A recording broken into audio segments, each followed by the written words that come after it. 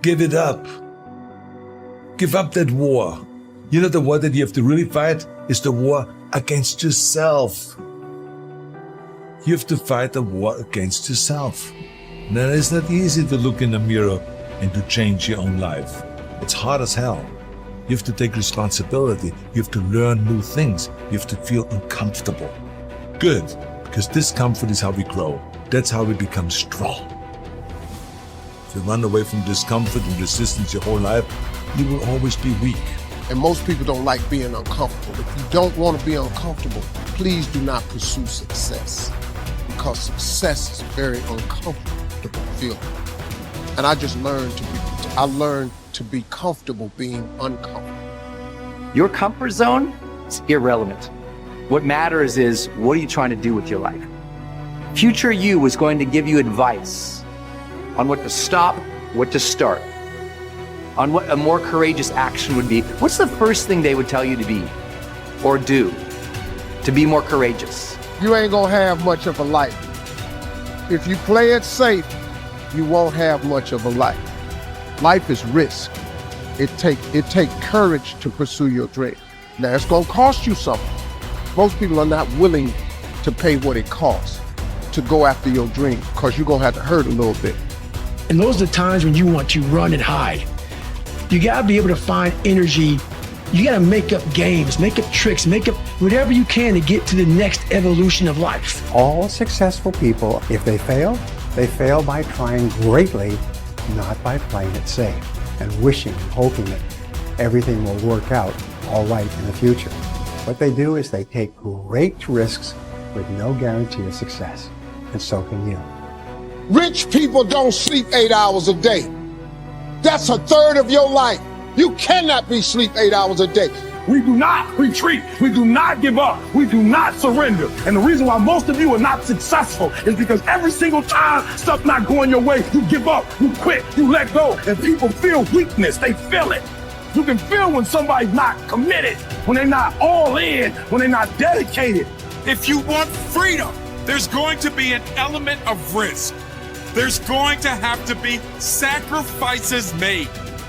There's going to have to be late nights, extra hours, persistence, and most importantly, growth.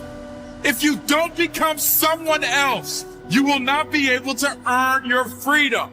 The person you are right now might not be good enough for the life you want.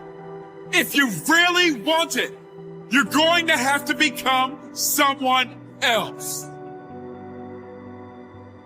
The voice in my head said, you know what, man? You're gonna die never even trying to reach your full potential. And how's that gonna feel? So I'm gonna live even while I'm dead. I'm gonna be, because I believe in a higher power, whatever it may be. I don't know what it is. I believe that your mind lives forever. Some spirit, something lives forever. I'm gonna be haunted by the mere fact that I literally just, that's what I was. You wasted that life. That's what I was, man. You look back and here lies David Goggins, a punk. That's it. And I get to live, so whatever heaven or hell is, you're in hell the rest of your life. The rest of your life. And if there is a God, which I hope to God there is, knowing what I put myself through now, whatever memories I have, if there's any at all, I'll be a happy man. But I knew that I was getting paid for this while I was living or while I was dead. I was getting paid for this, because basically to me, it was a huge sin. I'm basically just gonna sit here and just be a comfortable man and not even try. Wasting your life is a sin, It's right? a sin. It is. I'm not even gonna try. I want you to get over this notion that I find so annoying that so many people have, that success and power in life is dependent on something like genetics. Like some people are born with a larger brain, or they have wealthy parents who are able to send them to the right school, or it's all a matter of luck. What really makes people successful and powerful in life, and it's not just me saying this, I read hundreds of books on the subject, what makes people successful is their degree of motivation. Yeah, I could repeat it 100 times, but it's true every time I say it.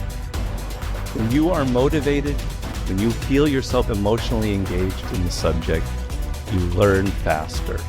You learn what it takes somebody 10 years to learn, you can learn in 2 years.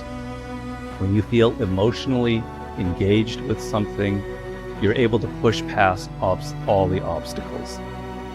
The sense that it's genetics or the size of our brain or our parents' money, you can't control any of that, obviously. And they can become kind of crutches for some people. But the amount of motivation you feel, the emotional connection you have to what you're studying or doing, that is something within your control. That is something you can choose to take. And it is, you're going to find people giving you all kinds of great advice about your careers, about where you should go, you know, your MBA, etc. But if there's one piece of advice that I think is more important than that, it is this idea of following these natural inclinations and creating your own career path and finding a way to engage those deepest motivating parts of your psyche. Unhappiness is simply the lack of progress toward a preset goal. If you're not making progress, see, that's when unhappiness sets in. But here's where happiness begins: making progressive progress. You don't have to arrive all at once. You don't have to have it immediately. But as long as you're making progress, as long as progress is part of your experience now, it is a fantastic source of inspiration. Now here's the next one. Source of inspiration, and that is achieving. When you finally have arrived at that goal that you set. I want to have this much experience and be able to do this by 30 days from now, 60 days from now, 6 months from now. And finally, that 6 months passes, and there you are. Finally, the time passes, and you have it. Finally, the time passes, and the skill is now beginning to be polished, and it is so unique and effective. Achieving is an incredible source of inspiration. But here's what we notice. When you do achieve, whatever you set out in the beginning, where you decided and planned and you got started and you progressed, when you finally achieve, that achievement is not much more inspiration than when you decided. It's a different kind of inspiration. It's a different kind of feeling to having arrived. Knowing that you've got many other objectives to accomplish, many other places you want to go, things you want to do, the person you want to become. But at least I've got this one. You know, I've done this one. As the saying on the wall of the inner city school reads, God don't make no junk. Each person is capable of achieving excellence in some way, in some area. You have within you, right now, the ability to function at genius or exceptional levels in at least one, and perhaps several different intelligences. Your job is to find out what it could be for you. Your responsibility to yourself is to cast off all these self-limiting beliefs and accept that you are an extraordinarily capable and talented person.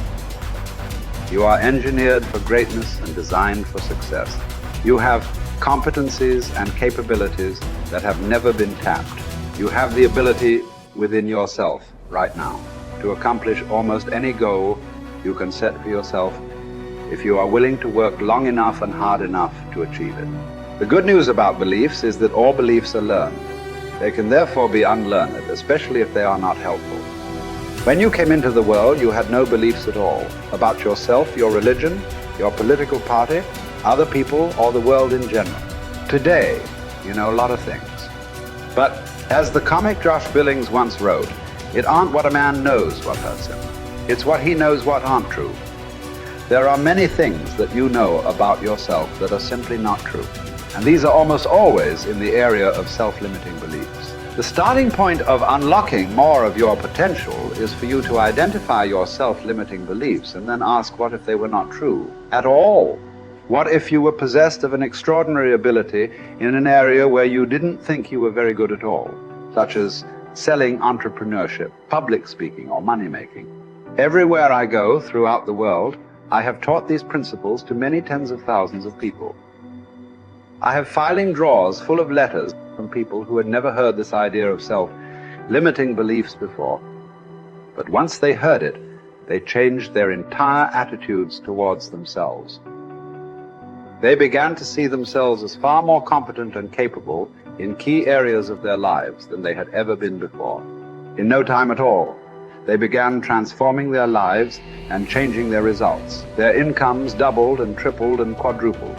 Many of them became millionaires and multimillionaires. They went from the bottom of their companies to the top, from the worst performer in their sales forces to the highest earning person in their companies. After they changed their beliefs about themselves and their personal potentials, they learned new skills and took on new challenges. They set bigger goals and threw their whole hearts into achieving them. By questioning their beliefs and by refusing to accept that they were limited in any way, they took complete charge of their lives and careers and created new realities for themselves. And what countless others have done, you can do as well.